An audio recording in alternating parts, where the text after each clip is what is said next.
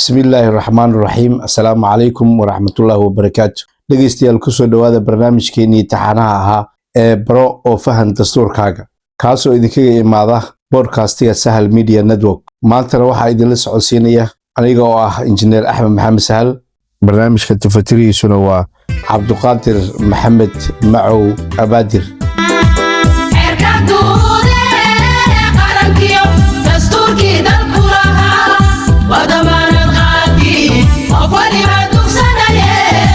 dhegeystayaal barnaamijkeena maanta waxaan ku soo qaadanaynaa cutubka labaad ee dastuurka Jamhuuriyadda Federaalka Soomaaliya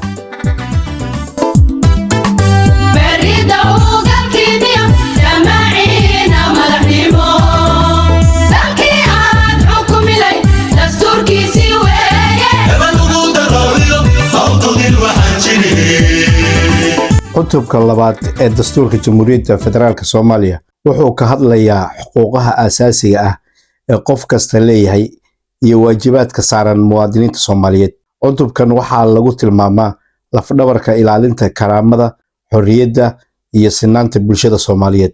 Qodobada ku jira cutubkan waxay damaanad qaadayaan in qof kasta uu leeyahay xuquuqaha ay ka midka yihiin xaqa nolosha iyo badbaadada qofka, xorriyadda fikirka, hadalka iyo diinta, xorriyadda ururada iyo ka qaybgalka siyaasadda, xaqa waxbarashada, caafimaadka iyo shaqada, xaqa helitaanka cadaaladda iyo difaaca sharciga, xaqa carruurta, haweenka iyo kooxaha nugul ee bulshada. Sidoo kale cutubka labaad wuxuu qeexayaa waajibaadka muwaadinka kuwaas oo ay ka mid yihiin ilaalinta midnimada iyo madaxbannaanida dalka, hoggaansanaanta dastuurka iyo sharciyada dalka, bixinta canshuuraha sharcigu jideeyey, difaaca qaranka marka loo baahdo, xushmeynta xuquuqda iyo karaamada dadka kale. Cutubka labaad wuxuu caddeynayaa in xuquuqda iyo waajibaadku ay yihiin laba arrimood oo is-dhammaystira. Muwaadin kasta wuxuu xaq u leeyahay in la ilaaliyo xuquuqdiisa, balse sidoo kale waxaa saaran mas'uuliyad uu ku dhowrayo sharciga, nabadda iyo danta guud ee qaranka. Xuquuqdaadu waa damaanad dastuuri ah, waajibaadkaaguna waa mas'uuliyaddaada qaran.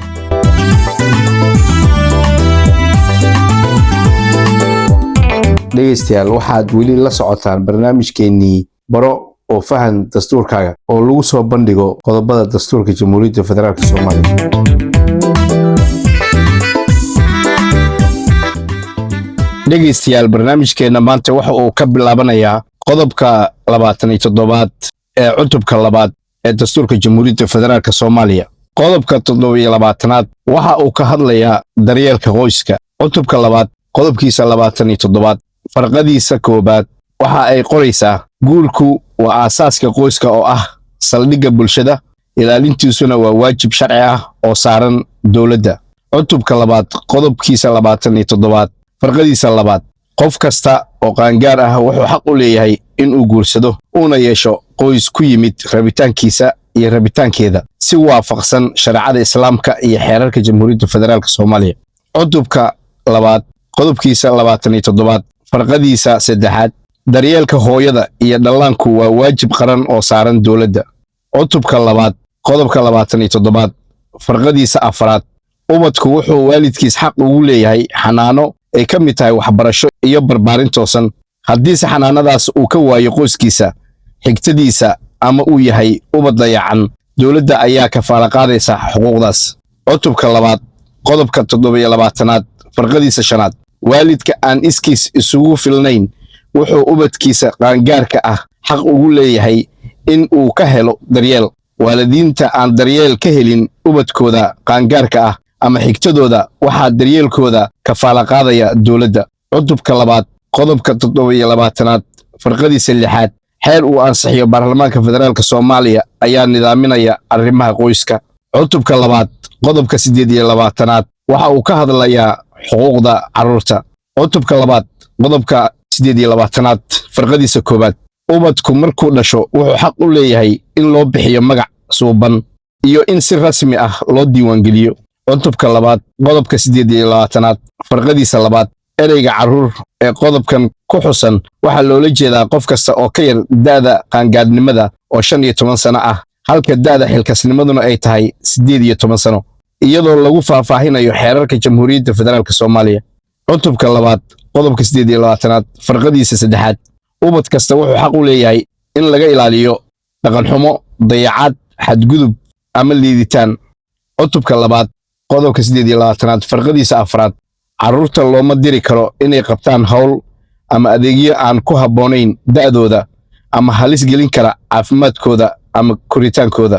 cutubka labaad qodobka 28aad farqadiisa shanaad carruurta waxaa la xiri karaa oo keliya muddo gaaban markii la waayo xal kale, lagumana xiri karo dadka waaweyn dhexdooda marka laga reebo xigtada ugu dhow, waana in lagu hayaa xaalado ku habboon. xigtada ugu dhow carruurta waa in sida ugu dhaqsaha badan oo suurtagalka ah loo wargeliyo xiritaankiisa.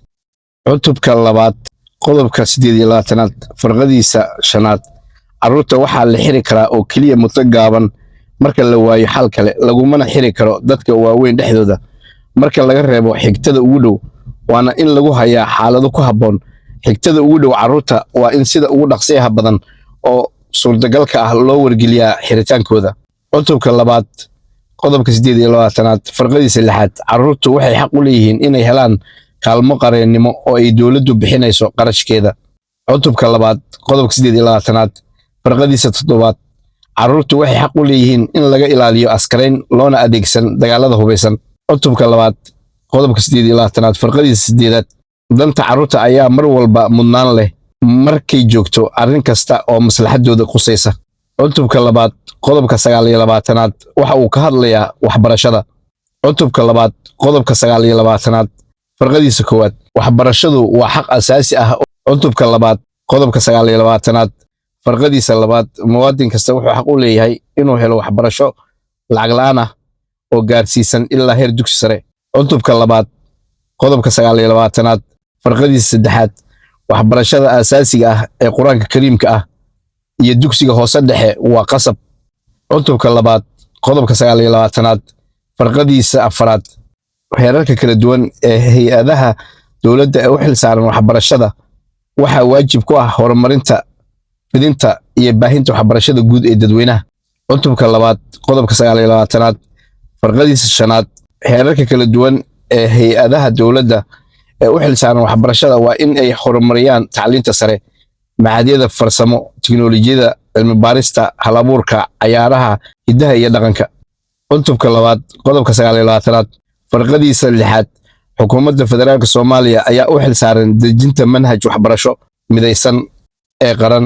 hay-adaha dowladda ee heer kasta ayaa u xilsaaran inay ka hirgeliyaan manhajkaas dhammaan dugsiyada Jamhuuriyadda Federaalka Soomaaliya. cutubka labaad qodobka 29aad farqadiisa toddobaad barashada tacliinta diinta Islaamka waa ku qasab ardayda dhigata dugsiyada dowladda iyo dugsiyada gaarka ah oo ay leeyihiin dadka muslimka ah. cutubka labaad qodobka 29aad farqadiisa siddeedaad dowladdu waa inay qaadaa tallaabooyin muhiim u ah dhalinyarada si ay u helaan waxbarasho tayo leh, xirfad iyo horumar wax ku ool ah, iyada oo la cabirayo laguna beerayo jacaylka dadka iyo diintaba. isla markaasna waa in dowladdu dhalinyarada ka ilaalisaa dhaqanada xunxun ee lidka ku ah mustaqbalka dalka. cutubka labaad qodobka 29aad farqadiisa sagaalaad dowladdu waxay xaqiijinaysaa bixinta iyo helitaanka hay-adaha iyo agabka lagama maarmaanka ah si loo horumariyo awoodda dhalinyarada iyo hal abuurkooda. sidoo kale dowladdu waxay qaadaysaa tallaabooyinka lagu horumarinayo qaybaha kala duwan ee ciyaaraha. cutubka labaad qodobka 30aad waxa uu ka hadlayaa dhaqanka iyo afka Soomaaliyeed. cutubka labaad qodobka 30aad farqadiisa koowaad hay-adaha dowladda ee heerarka kala duwan waa inay horumariyaan af Soomaaliga, hiddaha iyo dhaqanka suuban ee shacabka Soomaaliyeed, iyagoo ku dadaalaya in ay bulshada dhexdeeda ka cirib tiraan caadooyinka xun ee haraaga ah iyo kuwa dhowaan soo baxa ah ee saameyn xun ku yeelan kara diinta, midnimada iyo caafimaadka bulshada. cutubka labaad qodobka 30aad farqadiisa labaad hay-adaha dowladda ee ku shaqada leh waa in ay ururiyaan, ilaaliyaan, kaydiyaan dhaxalkii sooyaalka ahaa ee ummadda sida goobaha taariikhiga ah ee Jamhuuriyadda Federaalka Soomaaliya, iyagoo isla markaasna horumarinaya aqoonta, kartida, tiknoolajiyada iyo farsamada hay-adahaas u suurtagelin karta gudashada waajibaadkan.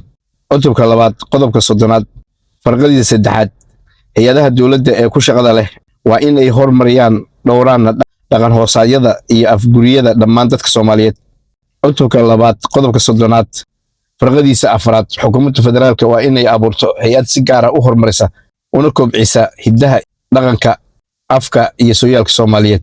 Cutubka labaad qodobka 31 waxa uu ka hadlayaa xaqa helidda xogta. Cutubka labaad qodobka 31 farqadiisa koowaad qof kasta wuxuu xaq u leeyahay inuu helo xogta ay hayaan hay'adaha dawladda heer kasta marka laga reebo xogta taabanaysa amniga qaranka iyo xogta lagu ilaalinayo xuquuqda dad kale ama xeerku reebayo. Cutubka labaad qodobkiisa 31 farqadiisa labaad qof iyo hay'ad midna laguma qasbi karo inuu bixiyo xog haddii aysan maxkamad ama xeerarka Jamhuuriyadda Federaalka Soomaaliya amrin. Cutubka labaad qodobka 31 farqadiisa saddexaad xeer uu ansixiyay baarlamaanka Federaalka Soomaaliya ayaa lagu hirgelin doonaa xaqa helidda xogta. dhegeystayaal waxaan soo gaarnay dhammaadkii barnaamijka. Waxaan barnaamijkeena baro oo faham dastuurkaaga maanta aan ku soo qaadanay qodobada 27 ilaa 31 ee cutubka labaad dastuurka Jamhuuriyadda Federaalka Soomaaliyeed. Barnaamijku wuxuu idinkaga imaanayay broadcastiga Sahal Media Network. Waxaa idinla socodsiinayay aniga oo ah Injineer Axmed Maxamed Sahal. Tifatiraha barnaamijkuna waa Cabduqaadir Maxamed Macow Abaadir. Intaan barnaamij la mid ah aan dib dambe ugu kulmi doono waxaan idinkaga tegaynaa sidaas iyo nabadgelyo iyo nooli kulanti dambe oo xiiso leh.